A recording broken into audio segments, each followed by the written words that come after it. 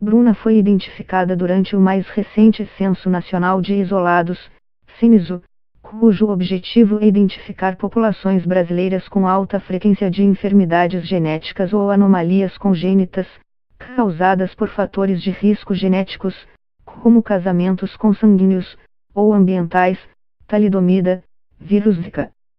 Criado e realizado desde 2014 pelo Instituto Nacional de Ciência e Tecnologia de Genética Médica Populacional, INAGEM, do Conselho Nacional de Desenvolvimento Científico e Tecnológico, CNPq, o levantamento busca identificar clusters, aglomerados, ou comunidades com prevalência mais alta de uma doença rara. O objetivo é orientar quanto a políticas de saúde, aconselhamento genético, tratamento e prevenção nesses locais, explica a médica geneticista Lavínia Schuller-Faxini, do Departamento de Genética da Universidade Federal do Rio Grande do Sul, UFRGS, coordenadora do Censo. Há também médica geneticista Denise Cavalcanti, da Faculdade de Ciências Médicas da Universidade Estadual de Campinas, FCM Unicamp, explica que doença rara, também conhecida como órfã, é aquela que acomete uma pequena proporção de indivíduos na população. No Brasil, em geral, se adota os mesmos parâmetros de frequência da Europa, cerca de uma pessoa em cada. Seja como for, em sua grande maioria, cerca de 80%, são de origem genética. Apesar de cada doença rara afetar um número relativamente pequeno de pessoas, no conjunto elas acometem um grande número, pois existem de 5 a 8 mil doenças deste tipo conhecidas no mundo. Estima-se que pelo menos 6% da população tem uma delas, diz Lavínia. Por isso, espera-se que existam 13 milhões de portadores no Brasil. Mas chamo a atenção para uma particularidade do Censo: o objetivo não é mapear todas as pessoas com uma dessas enfermidades, mas comunidades onde uma delas pode não ser rara localmente e necessitar de uma política de saúde individualizada em nível de município ou estado, por exemplo. Nesse sentido, o biomédico Augusto César Cardoso dos Santos, doutorando em Genética e Biologia Molecular pela UFRGS, que também participa do Censo, acrescenta que algumas doenças que são raras na população em geral podem concentrar-se com frequência inesperadamente elevada em determinados locais ou grupos populacionais. O principal objetivo do censo é mapear estes lugares, ou populações, explica. Isso é feito de duas maneiras. A primeira é por meio de revisão da literatura científica, para identificar possíveis clusters, que já foram ou estão sendo estudados por algum grupo de pesquisa. A outra é pela comunicação oral ou escrita de um rumor, isto é, qualquer pessoa, pesquisador da área ou não, pode informar a existência de um aglomerado geográfico de doença rara, explica Santos.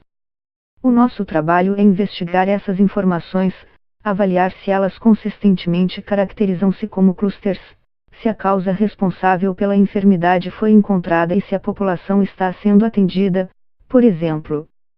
O Censo não é como um censo do IBGE, que rastreia e cadastra toda a população em anos determinados. O levantamento do INAGEM vai sendo atualizados continuamente. Desde a sua criação, ela já recebeu centenas de rumores de clusters, dos quais 86 foram confirmados até em 2014, número que subiu para 144 em 2018, os últimos dados publicados. Santos diz que é interessante notar que a maior parte dos rumores está concentrada na região nordeste do Brasil. Embora cada caso seja único e necessite de investigação específica, podemos listar diversos fatores que podem nos ajudar a entender esta distribuição anormal, diz. Entre eles, casamentos consanguíneos por motivos culturais ou religiosos, populações geograficamente isoladas, efeito genético difundador, quando uma mutação surge num determinado local, e famílias com grande número de filhos.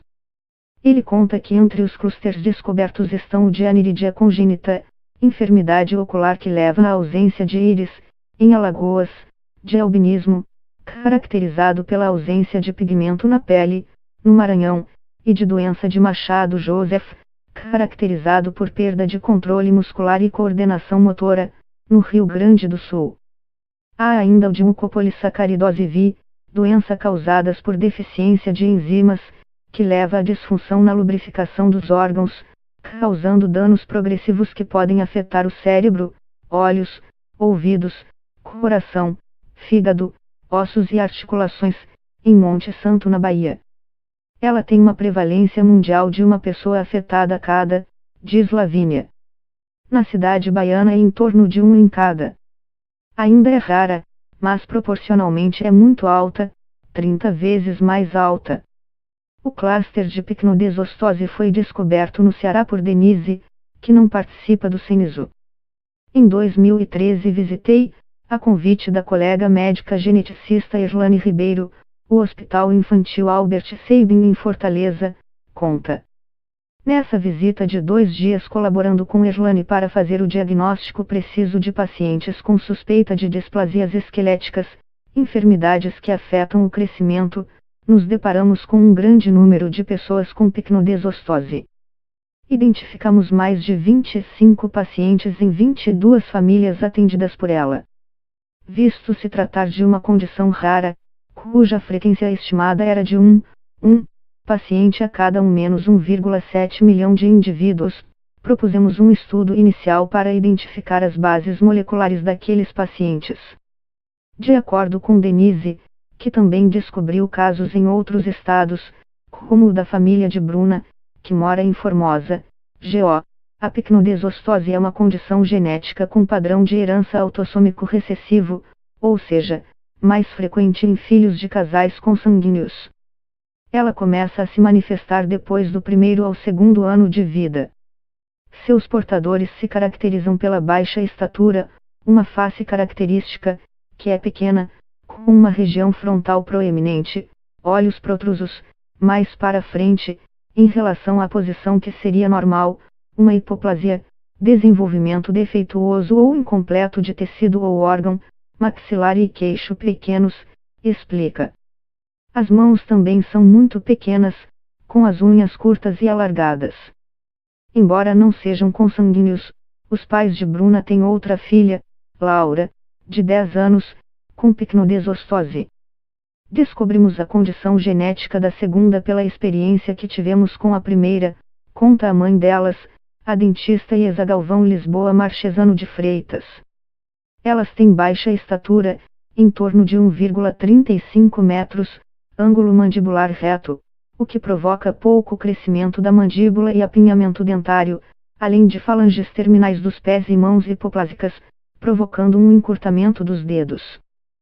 Segundo Iesa, isso não impede suas filhas de levarem uma vida normal. Em primeiro lugar, a picnodesostose não é uma doença, e sim uma condição genética, que felizmente não afeta em nada a vida das duas, diz.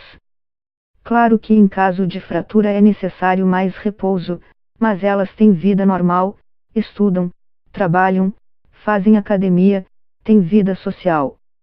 Todos nós convivemos muito bem com a condição genética das meninas, elas têm total consciência do problema e sabem na nossa ausência procurar socorro em caso de alguma fratura.